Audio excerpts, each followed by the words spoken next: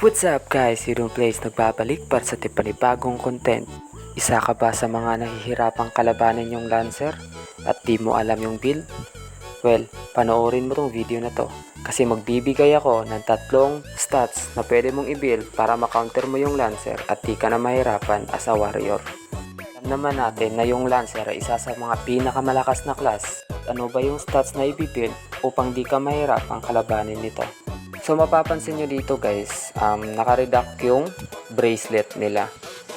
Which is, ibig sabihin nun, mataas din yung bash damage reduction nila.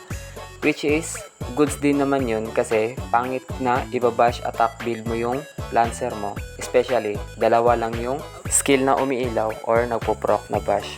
At saka kung mapapansin nyo dito guys, yung mga ini-stock kong Lancer guys, except dun sa naka-bash reduct sila, din yung yung enchant nila, naka Devi resistance.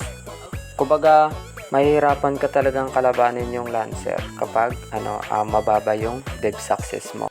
Kasi for example guys, warrior ka tas di ka umiilaw sa Lancer, kahit ifo-full combo mo yan guys, yung damage mo guys hindi ka makaka-burst sa kanya, and then mag-a-absorb lang yan tas babalik yung buhay.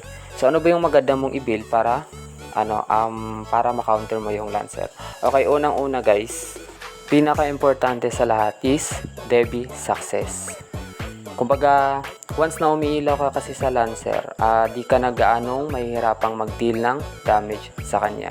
Kasi based lang din sa experience ko guys, sa mga nakakalaban kong Lancer na kapag di ka umiilaw, mahihirapan ka talaga. Especially yung warrior, hindi yan unlike dun sa Arba na nakarely sila sa crit, yung warrior nakarely yan sila sa damage sa bash attack. Kaya importante talaga yung DB success ng warrior kasi dun talaga sila makakadeal ng malaking damage.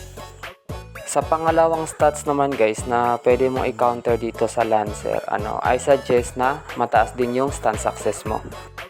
Ang purpose naman dito sa stun success guys, mas pinapalaki yung chance mong ma-burst mo siya. Kasi 'di ba sa skill ng warrior, yung body check tsaka barbaric charge, after mo makili yung kalaban, may kasama yung stun.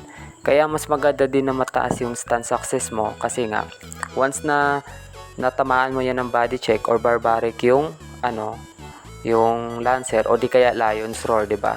May stun mo siya or makapagbitaw ka pa ng mga skill at hindi siya kaagad makapag-absorb. Kaya importante yung stun success.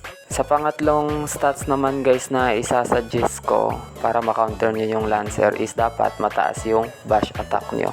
Kasi kung mapapansin nyo, yung mga showcase natin ng mga Lancer is nakareduct yung yung bracelet nila. Kumbaga once na mababa yung bash attack mo, baliwala din yun kahit umiilaw ka sa kanya kasi di gaanong mataas yung bash attack mo. Kaya importante yung bash attack. Kumbaga combo yun sa sa DB success tsaka stun success. Kaya lagi nyong tatandaan guys, kung gusto nyo i-counter yung Lancer, dapat mataas yung DB success, stun success at bash attack. Hopefully nag-enjoy ka sa content na to guys at natulungan kita. At kung gusto mo ng ganitong content, huwag mo nang kalimutan mag-like and subscribe. Turn on mo din yung notification bell para updated ka sa susunod nating content. And maraming salamat sa panonood and bye-bye.